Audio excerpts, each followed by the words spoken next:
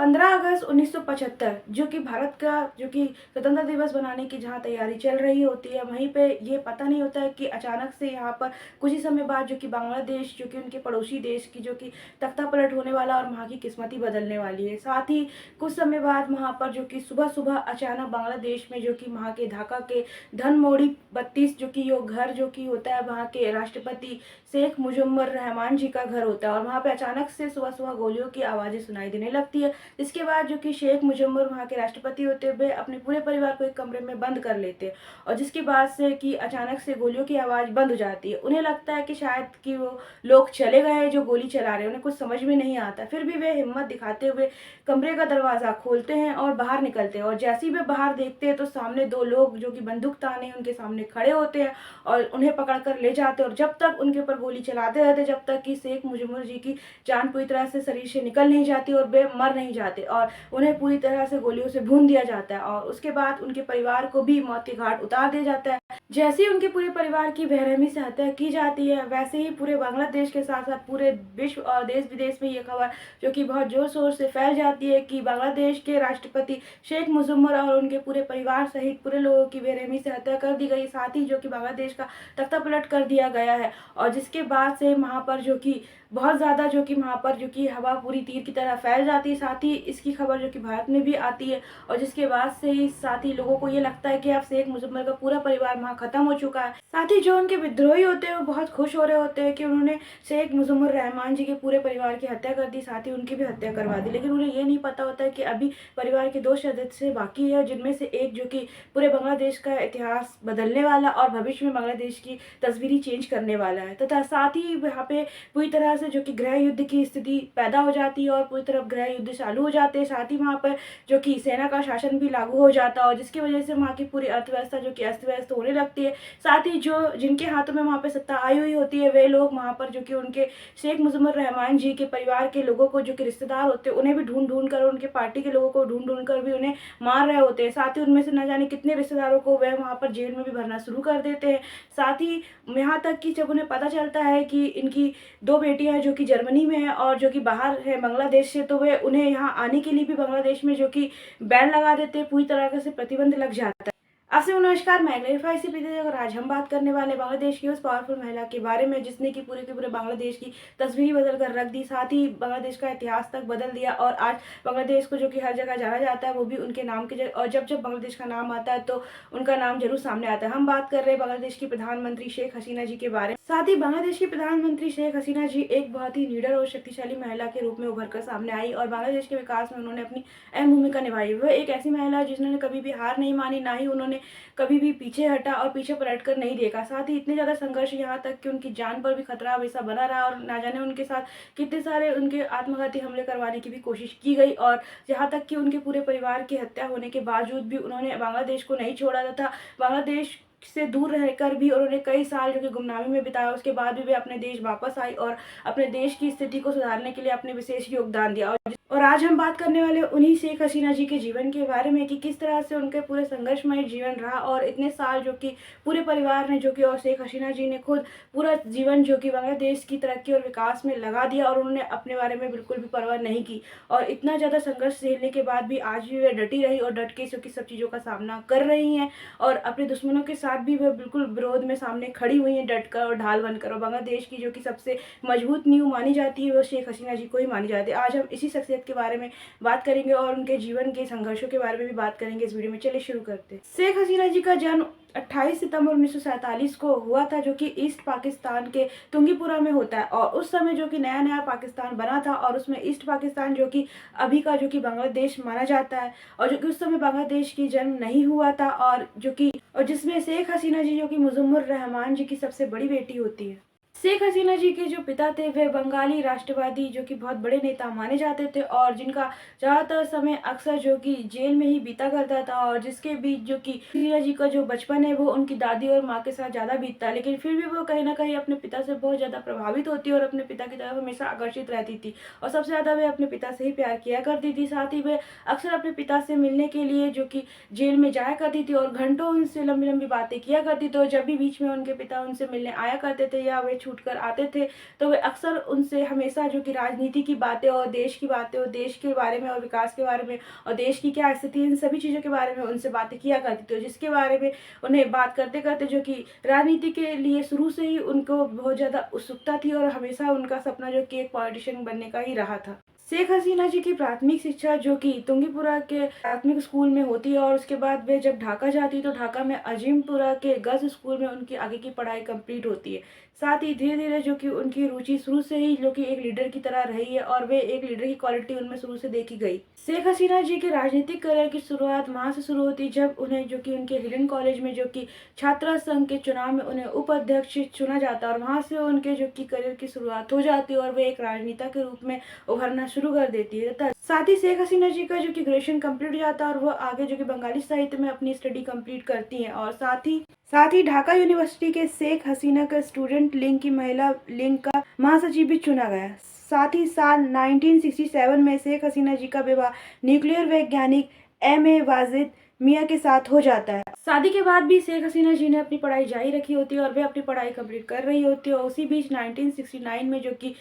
East Pakistan में जो कि बांग्लादेश के लिए आंदोलन शुरू हो जाता है और जिसमें कि बहुत ज़्यादा संघर्ष शुरू हो जाते हैं और जिसके बाद जो कि शेख हसीना जी भी अपनी पूरी बराबरी से भागीदारी देती है बांग्लादेश के आंदोलन के लिए और साथ ही जिसमें उनके पिता को जो कि जेल भी भेज दिया जाता और उस बीच जब वे अपने पिता से जेल में मिलने जाया करती थी तो वह घंटों अपने पिता से बातें किया करती थी और देश के बारे में और देश के हालातों के बारे में जाना करती थी, जिससे कि वह अक्सर अपने पिता से बहुत ज़्यादा प्रभावित रहा करती थी। ईस्ट पाकिस्तान का इस तरह का आंदोलन छेड़ना और उसमें जो कि ये बहुत लंबे समय तक चला और जिसमें कई लाख लोगों की जानें गई, कई लाख लोग जो कि घर से बेघर हुए और कई लाख लोगों को प्रताड़ित किया, कई लोगों की लाशें काट दी गई, कई लोगों के साथ जो कि शोषण भी किया गया, कई महिला के साथ जो कि रेप तक की स्थिति पैदा कर दी गई, लोगों का जो कि शारीरिक शोषण कई साल तक चलता रहा और इसमें लोग बुरी तरह से जो कि अर्थव्यवस्था जो कि बड़ी अस्त व्यस्त हो रखी थी और ईस्ट पाकिस्तान जो कि पाकिस्तान से पहले ही बहुत ज़्यादा प्रताड़ित हो रहा था और उनके जुर्मों को सह रहा था और जिस तरह से पाकिस्तान ने जो कि भेदभाव जो कि ईस्ट पाकिस्तान के लोगों के साथ हुआ करता था और उन्हें पाकिस्तान कभी भी एक्सेप्ट नहीं करता था, साथ ही उन्हें नीचा दिखाया करता था, जिसकी वजह से ये आंदोलन छिड़ा था और ये आंदोलन इतना लंबा चलता और जिसके बाद जो कि ईस्ट पाकिस्तान जो कि अब बांग्लादेश बन चुका है, जो कि बांग्लादेश उनकी स्थिति बहुत ज़्यादा ख़राब हो जाती है और जिसके बाद वे भारत से जो कि शरण मांगते हो, भारत से मदद की गुहार लगाते हैं और जिसके बाद भारत उनकी मदद करता है। लेकिन जैसे ही साल 1971 आता है जो कि वहाँ पर सब कुछ बदलने लगता है और स्थिति बहुत ज़्यादा अलग हो जाती है। साथ ही उसके बाद जो कि वहाँ पर 1971 में जो कि बांग्लादेश मुक्ति युद्ध आंदोलन शुरू होता है जो कि 16 दिसंबर 1971 को बांग्लादेश के जन्म के साथ खत्म होता है। साथ ही जैसे जो कि बांग्लादेश का जन्म 1971 को होता है उसके बाद ही जो कि शेख मुजिबुर रहमान जी के नेतृत्व में बांग्लादेश में नई सरकार का गठन किया जाता है और उस बीच जो कि शेख मुजिबुर रहमान जी को बांग्लादेश का राष्ट्रपति भी घोषित कर दिया जाता है और उसके बाद जो कि शेख हसीना जी को लगता है कि अब सब कुछ अच्छा हो गया और सब कुछ ठीक है और एक बांग्लादेश एक जो कि आज़ाद देश बन चुका है और उसके बाद उन्हें आगे जो कि सब कुछ स्थिति समझ में आने लगती है। उस तरह धीरे धीरे समय बीतता और जो कि एक समय जो कि कॉलेज की स्टूडेंट रहने वाली और राजनीति में अपना कदम आगे बढ़ाने वाली जो कि शेख हसीना जी जो कि अब 2 बच्चों की माँ बन चुकी होती है, उसके बाद जो कि अपने पिता को आगे बढ़ते देख और बांग्लादेश के राष्ट्रपति बने हुए देखकर देश की स्थिति को स्थिर देखते हुए और आगे बढ़ते हुए देखते हुए उन्हें बहुत खुशी होती है और उसके बाद भी जुलाई 1975 को जब शेख हसीना जी अपने पूरे परिवार को छोड़कर जो कि जर्मनी जाने का निर्णय ले चुकी थी और जर्मनी जाने के लिए तैयार रहती है अपने पति के पास, तो उनका जो कि पूरा परिवार और यहाँ तक कि उनके पिता भी साथ आते हैं उन्हें विदा करने के लिए। उस समय जो कि शेख हसीना जी को बिल्कुल भी अंदाज़ा नहीं होता है कि जो कि वह अपने परिवार के साथ और अपने पिता के साथ जो कि अब आखिरी मुलाकात कर रही है और इसके बाद वे कभी भी अपने पिता और अपने परिवार के साथ नहीं मिल पाएगी, यहाँ तक कि उनका अंतिम संस्कार तक भी नहीं कर पाएगी और उन्हें ये बिल्कुल भी अंदाज़ा नहीं था। इसके बाद वे जर्मनी चले जाती है और उनका परिवार जो कि वापस जो कि बांग्लादेश में ही रहता है। उस समय कुछ समय तो वहाँ पे सब कुछ ठीक चल रहा होता है और जहाँ एक तरफ जो कि भारत में 15 अगस्त बनाने की तैयारी की जा रही थी 15 अगस्त 1975 में, वहीं दूसरी तरफ जो कि 1975 में वहीं पे जो कि बांग्लादेश में अचानक से जो कि तख्ता पलट हो जाता है और वहाँ पे जियाउर रहमान की जो कि सरकार आ जाती है अचानक से और वहाँ पे जो कि सैनिक शासन लागू हो जाता है और उस बीच जो कि ढाका के जो कि धनमोड़ी 32 घर में अचानक से सुबह के समय गोली चलने की आवाज आती है और ये घर किसी और का नहीं बल्कि बांग्लादेश के राष्ट्रपति शेख मुजिबुर रहमान जी का होता है, और जिनके घर में सुबह सुबह गोली चलने की अचानक से अंधाधुंध आवाज़ें आने लगती है, जिसके बाद वे अपने पूरे परिवार को जो कि एक कमरे में बंद कर लेते हैं। और जिसके बाद स्थिति कुछ समझ में नहीं आती है कि अचानक से ये हो क्या रहा है, और सभी लोग बहुत ज़्यादा डरे हुए और दहशत में होते हैं पूरा परिवार। और जैसे जैसे कुछ समय बाद जो कि गोली चलने की आवाज़ बिल्कुल बंद सी हो जाती है, जब शेख मुजिबुर रहमान जी को लगता है कि शायद जो कि वो लोग चले गए हैं और इसलिए गोली चलना बंद हो गई, लेकिन फिर भी वे डरते हुए थोड़ी सी हिम्मत दिखाते हैं और अपना दरवाज़ा खोलते हैं आगे आके। और जैसे ही वे दरवाज़ा खोल के सामने देखते हैं तो दो लोग जो कि बंदूक ताने उनके सामने खड़े होते हैं, और वे उनसे पूछते हैं कि तुम लोग कौन हो और तुम क्या चाहते।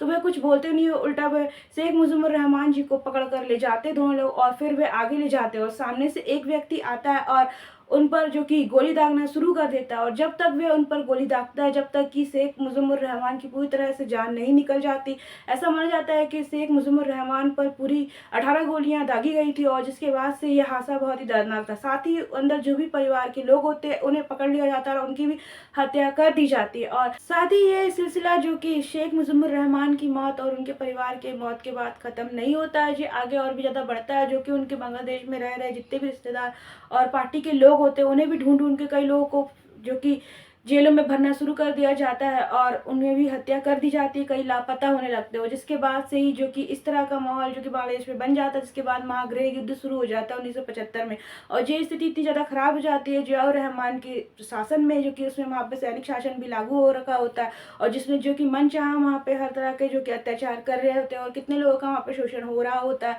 और पूरी की पूरी अर्थव्यवस्था जो कि अस्त व्यस्त हो रही होती है। जैसे ही सुबह सुबह जो कि जर्मनी में फ़ोन की घंटी बज रही होती है एक घर में, और उस जगह उस घर में जो कि फ़ोन उठाने वाली और दूसरी तरफ जो फ़ोन उठा के बात कर रही होती है वो कोई और नहीं बल्कि शेख हसीना होती है। जैसे ही वे फ़ोन उठाकर अपने कानों में लगाती है, उन्हें फ़ोन पर एक मैसेज मिलता है कि शेख मुजिबुर रहमान, उनके पिता और उनके पूरे परिवार की जो कि बेरहमी से बांग्लादेश में हत्या कर दी गई है, और साथ ही आपकी जान को भी खतरा है, और आप बांग्लादेश मत आइए क्योंकि आप पर भी वहाँ पे प्रतिबंध लगा दिया गया है। साथ ही ये खबर सुनते ही जो कि शेख हसीना दूसरी तरफ फ़ोन पर होती है, वे वहाँ पर सदमे में आ जाती है, पूरी तरह से टूट जाती है, और उन्हें अपने कानों पर बिल्कुल भी विश्वास नहीं हो रहा है कि इतनी बेरहमी से कोई ऐसा कैसे कर सकता है। साथ ही जर्मनी जाने के साथ साथ जब वे जर्मनी जा रही थी तो उनकी छोटी बहन भी उनके साथ जर्मनी गई थी, और जिसकी वजह से उनकी छोटी बहन और शेख हसीना जी का परिवार जो कि उनके पति और बच्चे और शेख हसीना जी जो कि बच जाते हैं, जो कि वो बांग्लादेश से बाहर होते हैं। और साथ ही जब उनके जो विरोधी होते हैं दुश्मन बांग्लादेश में, उनको पता चलता है, जियाउर रहमान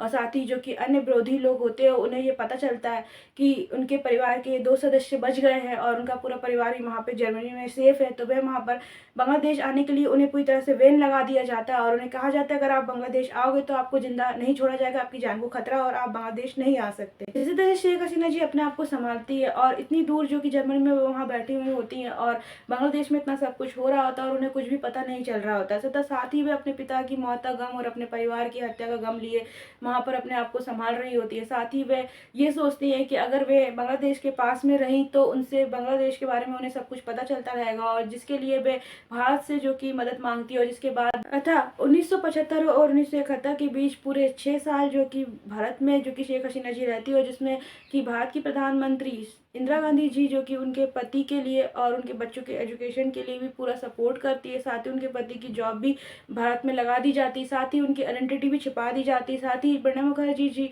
उनके जो कि पालक की भूमिका निभा रहे होते हैं, जो कि शेख हसीना जी के और उनके पालन पोषण का भी भूमिका निभाते हैं, और जिसमें किसी को भी पता नहीं चलता है कि शेख हसीना जी बांग्लादेश की जो कि अब भारत में शरण लेकर अपनी आइडेंटिटी छिपा कर रह रही है। और अब पूरे 6 साल हो गए थे, और वहाँ पर भी 6 साल बाद जब शेख हसीना जी लोगों के सामने आने के लिए तैयार होती है और वह अपने देश बांग्लादेश वापस जाने का निर्णय लेती है, पर उनके संघर्ष की कहानी यहाँ पर रुकती नहीं है। जैसे ही वह 1981 में जो कि बांग्लादेश की भूमि पर बांग्लादेश की बेटी अपना पहला कदम रखती है जाने के लिए, और जैसे ही वो बांग्लादेश पहुँचती हैं वहाँ पर उनका भव्य स्वागत होता है, और उनके चाहने वाले और उनके पार्टी जो कि उनके पिता की पार्टी के जो कि लोग होते हुए उनका स्वागत वहाँ पर जोर शोर से करते हैं। लेकिन जैसे ही वे बांग्लादेश में कुछ समय में ही उन्हें वहाँ पर वहाँ की सरकार द्वारा और वहाँ पे जो शासन चला रहे होते हैं उनके द्वारा वहाँ पर गिरफ्तार करवा दिया जाता है, जिसके बाद से 1981 से लेकर 85 तक ये सिलसिला चलता रहता है और उन्हें कई तरह के मामलों में और उन्हें कई तरह के केस लगा कर, उनमें झूठे आरोप भी लगा कर उन्हें वहाँ पर नज़रबंद कर दिया जाता था और जेलों में कई समय तक रखा जाता था। साथ ही उसके बाद आता है साल 1986 और 1986 में जब सरकार को वहाँ पर बांग्लादेश में इलेक्शन करवाने होते हैं और इलेक्शन करवाने के लिए उस समय जो कि बहुत दबाव पड़ने लगता है और जिसकी वजह से उन्हें शेख हसीना जी को रिहा करना पड़ता है और जिसमें कि शेख हसीना जी की जो कि पार्टी होती है, उनके पिता की पार्टी आवामी लीग होती है, जो कि आवामी लीग की पार्टी को केवल जो कि शेख हसीना जी के नेतृत्व में 100 सीटें ही मिलती है और जिसके कारण वह चुनाव हार जाती है, जो कि वो चुनाव जो कि मार्शल लॉ के अंतर्गत हुआ होता है और इसकी कई लोग भी शेख हसीना जी की आलोचना कर रहे होते हैं, जिसकी वजह से वे ये चुनाव हार जाती हैं और जिसके कारण उन्हें विपक्ष में बैठना पड़ता है और उसके बाद भी वे हिम्मत नहीं हारते और वह पूरी हिम्मत बनाए रखती है क्योंकि उन्हें किसी भी तरीके से बांग्लादेश में लोकतंत्र स्थापित करना होता है, जिसके बाद वे अपना प्रयास और ज़्यादा दुगना बना देती हैं और वे हर जगह जगह जाके वहाँ पे बांग्लादेश में रैली शुरू कर देती है, लोगों के बीच में मिलना जुलना शुरू कर देती है, जिसके बाद उन पर कहा जाता है कि कई बार उनके ऊपर आत्मघाती हमले भी किए गए और उन्हें जान से मारने के भी प्रयास किए जाते। ऐसा कहा जाता है कि उनके ऊपर लगातार जो कि 19 बार भी हमले किए गए जिसमें वह हर बार बच जाती थी अपनी पार्टी के समर्थकों के कारण, लेकिन उनकी पार्टी के जो समर्थक थे उनमें से कई लोग जो कि मारे जाते थे और उनकी जान भी जाती थी, जिसमें कि बताया जाता है कि सन 1988 में भी इस तरह का हमला हुआ था जिनमें उनकी कार में जो कि बम लगा दिया गया था और जो कि चिटगांव में जो कि अपनी रैली कर रही होती है और उस कार में वो बैठी हुई होती है और उसमें भी अचानक जो कि जैसे ही उन्हें सूचना मिलती है उनके समर्थकों को कि कार में बम लगा हुआ है तो लोग उन्हें बचा लिया जाता है, लेकिन उस हादसे में जो कि उनके पार्टी के समर्थकों सहित जो कि कुल 80 लोगों से भी ज़्यादा लोगों की जान चली जाती है, कई लोग घायल हो जाते हैं और ये सिलसिला जो कि उनको जान से मारने कई दिनों तक और कई सालों तक चलता रहता, जिसमें भी 1991 आता है और उसमें फिर चुनाव की तैयारी शुरू हो जाती है और जिसमें जो चुनाव होते हैं तो उसमें जो कि उनकी विरोधी पार्टी बीएनपी पार्टी होती जो कि बांग्लादेश नेशनलिस्ट पार्टी मानी जाती थी, तो उनको भी जो कि इसमें जो कि बिल्कुल समान बहुमत मिलते हैं और जिसके बाद से ही वो जो कि शेख हसीना जी जहाँ एक तरफ उन्हें इस बार जीत की पूरी उम्मीद होती है लेकिन वे फिर भी जो कि इलेक्शन हार जाती है और उन्हें विपक्ष में बैठना पड़ता है और जिसके बाद वे थोड़ी सी उनकी हिम्मत टूटने लगती है और वे अब पार्टी से जो कि इस्तीफा देने के लिए तैयार हो जाती है और अपना पूरा विचार जो कि पार्टी से इस्तीफा देने के लिए बना लेती है, लेकिन उसमें भी उनके जो पार्टी के लोग होते हुए उन्हें रोक देते हैं इस्तीफा देने के लिए और वे फिर अपना इस्तीफा वापस ले लेती है और फिर से हिम्मत जुटाती है बांग्लादेश के लिए लड़ने के लिए। फिर आता है साल 1996 और जैसे ही 1996 आता है तो वे शेख हसीना जी की किस्मत ही बदल देता है क्योंकि ये साल जो कि शेख हसीना जी का साल होता है और उसके बाद शेख हसीना जी जो कि बांग्लादेश में पूर्ण बहुमत से विजयी होती है और जो कि बांग्लादेश की प्रधानमंत्री बन जाती है, जो कि जिसके बीच भारत और बांग्लादेश के संबंध जो कि और भी ज़्यादा जो कि मजबूत होने लगते हैं और बांग्लादेश में जो कि बहुत अच्छे जो कि लोकतंत्र भी स्थापित हो जाता है। लेकिन जब 2001 में फिर से चुनाव होते हैं तो उस बीच जो कि ऐसी बीएनपी पार्टी खालिदा जिया की पार्टी जो कि 2001 में इलेक्शन पूर्ण बहुमत से जीतती है, उसके बाद से शेख हसीना जी की को जो कि बहुत ही बड़ी हार देखनी पड़ती है और जिसके बाद से उन्हें बहुमत नहीं मिलता है और जैसे ही जो कि भारत के संबंध भी बांग्लादेश के साथ जो कि फीके पड़ने लगते हैं क्योंकि जो बीएनपी पार्टी होती है, बांग्लादेश नेशनल पार्टी खालिदा जिया की पार्टी होती है, वह भारत विरोधी पार्टी होती है और वो सारे जो कि एक्शन और सारी जो कि मूवमेंट और सारी जो पॉलिसी चलाती है बांग्लादेश में सारे जो कि भारत के अगेंस्ट पॉलिसी पर ही काम करती है और वो पाकिस्तान की सपोर्टर पार्टी भी मानी जाती है। साथ ही इनके कई गतिविधियों में भी इनके हाथ माने जाते हैं और साथ ही यहाँ तक कि जो जिया रहमान जो होते जो खालिदा जिया के फादर थे उन्हीं ने तख्ता पलट किया था और सैनिक शासन के दौरान जो कि शेख मुजम्मर रहमान की हत्या के आरोपी भी जो कि उन्हें माना जाता है और उन्हीं की बेटी है खालिदा जिया और जो कि अब वो प्रधानमंत्री बन जाती है बांग्लादेश की 2001 में, जिसके बाद जो कि अवामी लीग की पार्टी होती है जो कि शेख हसीना जी की पार्टी होती है उनके समर्थकों को उठा कर जेल में भरना शुरू कर दिया जाता है और फिर से ये सिलसिला चालू होने लगता है और जिसके बाद से भी शेख हसीना 2007 में जो कि अमेरिका चले जाती है और जिसके बाद जैसे ही वे अमेरिका जाती है फिर से बांग्लादेश में जो कि उनके आने के लिए बैन लगा दिया जाता है और जिसके बाद उन्हें पूरे 15 दिन तक जो कि अमेरिका में ही रहना पड़ता है। इसके बाद बांग्लादेश में जो कि कई तरह के प्रोटेस्ट चालू हो जाते हैं और कई तरह के आंदोलन शुरू किए जाते हैं और कई तरह का फिर से संघर्ष की स्थिति चालू हो जाती है। फिर पीएनबी पार्टी पर इतना ज़्यादा दबाव पड़ने लगता है बांग्लादेश में कि उन्हें अपना ये बैन शेख हसीना जी से वापस लेना पड़ता है, उनके ऊपर लगाया गया था जो, और फिर बांग्लादेश वापस आती है शेख हसीना जी जो कि पूरे 15 दिन अमेरिका में रहने के बाद, क्योंकि जो कि बीएनपी पार्टी होती है उसे जो कि भारत विरोधी पार्टी साथ ही पाकिस्तान समर्थक पार्टी भी माना जाता है और उसमें कई जो कि जो कि अदर एक्टिविटीज़ जो कि कई ऐसी संदिग्ध गतिविधियों में भी उनके हाथ पाए जाते हैं और जिसके बाद से ही और इतना ज़्यादा विद्रोह होता है और जिसके बाद से समय के साथ-साथ धीरे-धीरे बीएनपी पार्टी की जो कि पकड़ है पूरी तरह से बांग्लादेश में ढीली पड़ती जाती है। जिसके बाद से जो कि 2009 में फिर से इलेक्शन होते हैं और जिसमें कि शेख हसीना जी को और उनकी आवामी लीग पार्टी को पूरा से पूर्ण बहुमत मिलता है और जिसके बाद शेख हसीना जी जो कि बांग्लादेश की प्रधानमंत्री फिर से बन जाती है। जिसके बाद से 2009 से 2014, 2014 से 2019 और 2019 से फिर उसके बाद 2024 तक और अब फिर से 5वीं बार जो कि प्रधानमंत्री जो कि बांग्लादेश की शेख हसीना जी सबसे लंबे समय तक प्रधानमंत्री बनने वाली महिला बन गई हैं और आज उनकी उपस्थिति में बांग्लादेश में पूरी तरह से लोकतंत्र स्थापित हो चुका है और आज उनकी उपस्थिति में बांग्लादेश में नई नई तरक्की देखने को मिली। यहाँ तक कि बांग्लादेश की जो कि इकोनॉमी इतनी जल्दी ग्रो भी हुई और बहुत अच्छी कंडीशन में भी देखी जा रही, जो कि बहुत तेज़ी से ग्रोथ कर रही है। साथ ही अगर बांग्लादेश की जो कि तस्वीर बदली है और जिन्होंने बांग्लादेश का इतिहास बदल कर रख दिया और उनकी भूमिका जो कि शेख हसीना जी की अहम मानी जाती है, क्योंकि उनके पूरे परिवार ने जो कि बांग्लादेश के बनने से पहले से लेकर बांग्लादेश के बनने के बाद तक और अभी तक जो कि अपनी अहम भूमिका निभाई है। साथ ही इसमें सबसे बड़ा योगदान जो कि शेख हसीना जी का जाता है और साथ ही जिसके पूरे परिवार ने अपनी जान तक दे दी देश के लिए, उनके पिता ने अपनी जान देश के लिए कुर्बान कर दी। साथ ही